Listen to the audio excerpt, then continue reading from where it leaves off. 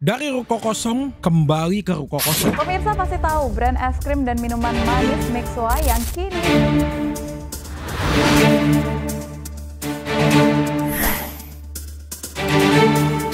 Mixu atau Mixue. Perjalanannya di Indonesia sepertinya mulai bertemu jalan terjal. Banyak gerai yang akhirnya tutup setelah memaniskan Indonesia sejak meledak di akhir 2022, di mana itu setelah COVID sudah kelar pastinya. Apa masalah utama mereka sehingga pada akhirnya menjadi seperti ini?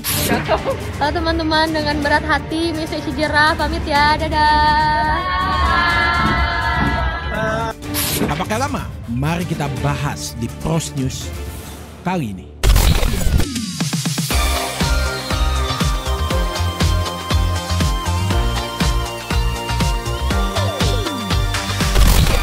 Ya, sesuatu yang cepat naik biasanya cepat turun. Ini kayaknya udah jadi hukum alam gak sih? Ya di Pros juga bisa naik bisa turun channelnya. Sama lah semuanya. Ya nggak cuma Mixue. Contohnya artis-artis dadakan yang muncul di layar kaca setelah tenar dalam sekejap karir redup. Terus mainan, lato-lato, makanan viral, happening banget lah semua. Pemirsa, lato-lato tengah menjadi permainan favorit anak-anak di berbagai daerah di Indonesia, termasuk di ibu kota. Tapi sekarang nggak pernah kita dengar lagi kan, lato-lato orang udah mulai pada lupa, fidget spinner orang udah mulai pada lupa, dan kita juga tidak pernah mendengar hal-hal tersebut diomongin lagi secara relevan. Mixue atau Mixu sepertinya bakal berakhir seperti mereka. Meskipun pada dasarnya mereka beroperasi sejak 1997. Tapi nyatanya Mixue baru masuk Indonesia di tahun 2020 dan viral di 2022. Selain di negara asalnya China, Mixua Ice Cream and Tea juga telah menjajah Vietnam, Malaysia, dan Singapura. Pada 2022 juga telah membuka 20.000 outlet di China. Gue ada bikin konten mencoba semua menu Mixue yang gerainya ada di dekat rumah gua. Gue borong semua menu di Mixue. Langsung aja kita lihat seperti apa menunya, seru-seru dan enak-enak atau enggak, karena gue bener-bener baru pertama kali nih nyoba minuman atau es krim di Mixue. Let's go! Cukup mudah untuk sebuah lini usaha minuman. Tapi mereka fokusnya ke dessert sih ya, karena es krim ya. Baru-baru ini salah satu pemilik franchise Mixue mengaku bakal menjual gerainya. Tapi misalnya pada akhirnya nggak laku, ia bakal tutup saja. Kenapa ya? Kok bisa sampai kayak gitu? Dan apakah hal ini terjadi hanya di satu orang saja? Sepertinya enggak. Karena begitu banyak laporan soal tutupnya gerai Mixue di banyak lokasi. Balik lagi, kenapa?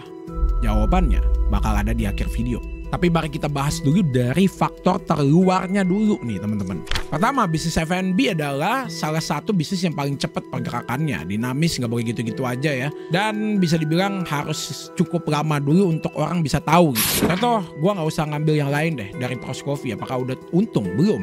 Tapi apakah sekarang Pros Coffee sudah ada pelanggan yang memang suka karena Pros Coffee? Bisa dibilang iya. Jadi kita bakal nyobain namanya Pros Coffee. Ternyata rekomend gue. Oh iya dong pasti. Karena dulu awal Pros Coffee buka itu 7 tahun yang lalu, itu mungkin orang datang cuma mau ketemu di Pros. Habis itu mereka nggak datang lagi, mereka don't give a shit about the food gitu loh. Nggak pernah peduli dengan makanannya atau minumannya, mereka cuma tahu itu cafe YouTuber, cafe di Pros yang di saat itu lagi naik, mereka mau ketemu sama di Pros. Tapi sekarang mereka untuk pelanggan Pros Coffee sekarang mereka datang ya hanya untuk menikmati makanan dan minumannya. Itulah dari story F&B Pros Coffee teman-teman. Tapi kalau kita lihat, kompetisi akan selalu ada dan daya jual juga pasti ada, apalagi daya saing. Bakal terus turun seiring waktu. Contoh Mixue mencoba buat jual minumannya dengan harga yang murah. Namun, murah apakah profitable? Ini dia problemnya. Mixue nggak bertumpu pada jualan produk jadinya, tapi sejatinya mereka jualan bahan baku. Monopoli ini yang bikin gerai harus ngebeli suplai langsung dari Mixue pusat istilahnya. Jadi bisa dibilang jual franchise. Apakah salah? Ya nggak salah. Tapi ini ngebuat Mixue pusat bakal terus dapetin cuannya. Di saat gerai benar-benar kembang kempis karena jualan dengan harga yang murah. Lagi pula meledaknya gerai Mixue jadi kayak dua sisi mata uang. Ngebuat bisnisnya dikenal, tapi gerai-gerai yang terlalu banyak jadi bikin untung tiap gerai itu makin terkikis teman-teman. Kanibalisme lah jadinya. Saling caplok dan pada akhirnya gerai yang kurang laku bakal musnah. Jadi gimana caranya gerai-gerai itu atau cabang-cabang tersebut bikin viral di cabang tersebut doang, bukan viral Mixue-nya doang gitu. Bahkan ada yang gue lihat Mixue di sini nggak jauh dari sebelahnya tuh Mixue lagi gitu. Jadi mereka saling bersaing atas satu nama gitu. Mixue lawan Mixue jadinya, cabang versus cabang. Jadi kalau cabang yang ini bisa viralin lebih bagus, pasti lebih rame gitu. Ya seperti itulah maksud dari kanibalismenya. Ya yang mampu bertahan adalah gerai-gerai yang masih cukup pede dengan bisnis ini dan percaya nama Mizue masih cukup manis seperti es krimnya. Dan kedua, tren minuman kekinian memang akan selalu hadir yang lebih fresh. Kekinian saat ini pastinya jadi jadul beberapa tahun setelahnya gitu. Karena kalau kita ngomong kekinian biasanya itu hanya 1 tahun, setelahnya udah gak kekinian lagi, udah kayak itu mah tahun lalu gitu. Jadi apalagi yang kekinian di tahun berikutnya. Hal ini menuntut Mizue buat bikin menu-menu baru. Problemnya apakah menu baru bisa mendongkrak sales? Apakah menu baru adalah menu yang dicari penikmatnya atau customernya? Karena kalau pribadi ya kalau sudah suka suatu makanan atau minuman bakal stick sama itu terus. Contoh gue juga begitu. Kalau gue nggak tahu kalau kalian ya. Mungkin kalian selalu pengen gacha mencoba menu baru setiap kalian beli apapun di restoran. Kalau gue sih kalau udah suka dengan satu di restoran tersebut, gue bakal repeat gitu, repeat order ya. Kayak gue contoh pesen bakmi ya gue bakmi karet terus gitu. Gak mau gue bakmi kecil gitu. Kalau kalian gimana coba komentar di bawah ya teman-teman. Kalau sudah stick sama salah satu menu, susah juga buat akhirnya beli menu baru dan ya ujung-ujungnya rasa bosen ada saat beli. Jadi salesnya gak maksimal deh. Kalau gue sendiri sih, gue juga nggak kayak tiap minggu pengen beli Mizue ya waktu zaman viral atau bahkan sekarang gitu. Terakhir pesan Mizue itu kapan ya? Pas bikin konten doang. Karena gue nggak terlalu suka makanan manis kalau gue. Semua menu di Mixze. Langsung aja kita lihat seperti apa menunya, seru-seru dan enak-enak atau enggak. Karena gue bener-bener baru pertama kali nih nyoba minuman atau es krim di Mixze. Let's go! Dan ketiga, kondisi keuangan di Indonesia yang lagi nggak baik-baik saja. Erlangga menyebut pemerintah menargetkan kenaikan pendapatan dari perpajakan. Seperti dari research dan berita yang sudah ada di mana kaum menengah bakalan susah banget di 2025 karena adanya peraturan-peraturan yang membuat kaum menengah ini agak susah. Purchasing Managers Index atau PMI Manufaktur Indonesia dari S&P Global tercatat masih lemah ke level 49,2. Daya beli kita itu lagi turun. Banyak produk yang seharusnya memang lebih sulit. Orang banyak yang berhemat dan banyak juga yang memang kesulitan untuk nyambung hidup. Jadi untuk kebutuhan tersier seperti minum Mizue, bisa minum sebulan sekali juga udah hebat. Dan keempat, banyak orang sudah mulai melek akan bahaya gula. Gula darah puasa di atas 100, misalnya 110, 120, itu sudah berpotensi menyebabkan penyumbatan pembuluh darah. Karena dari gue sendiri, gula yang gue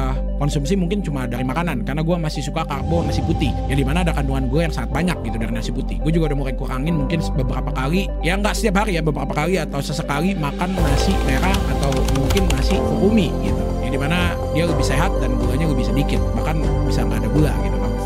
Indonesia ini angka diabetesnya itu semakin lama semakin meningkat. Menurut data dari Institute for Health Metrics and Evaluation, ternyata diabetes jadi penyakit penyebab kematian tertinggi ketiga di Indonesia tahun 2019. Gue sendiri punya keturunan diabetes tersebut dan kakek gue meninggal juga setelah diabetes. Nyokap juga ada diabetes dan nenek juga diabetes gitu. Makanya gue juga mengurangi gula. Perubahan gaya hidup ini yang membuat banyak orang memilih gak mengonsumsi makanan manis atau minuman manis lagi. Contohnya seperti Mizue. Hal ini jelas jadi musuh utama Mizue karena perubahan gaya hidup positif sulit untuk diadu dengan promosi dan marketing sesegar apapun itu. Dan investasi di masa tua nanti biar gak terlalu sakit ya. Itu pun termasuk gue gitu. Gue lagi berusaha untuk nurunin berat badan sekarang. Dan belum lagi soal faktor-faktor minor seperti rukonya yang sempit membuat orang juga jadi males datang.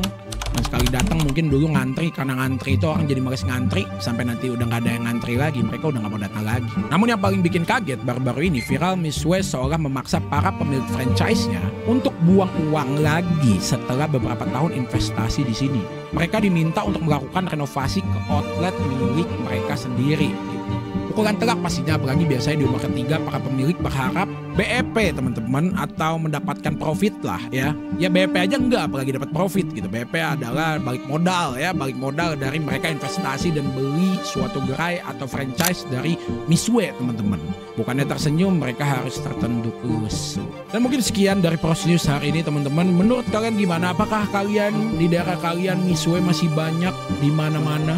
Atau mungkin kalian salah satu yang punya gerai atau franchise Mizue? Komentar pendapat kalian di bawah. And I'm Dylan Pros signing out from this Pros News. Thank you banget buat kalian semua yang udah nonton. Sampai jumpa di video selanjutnya. Cheers.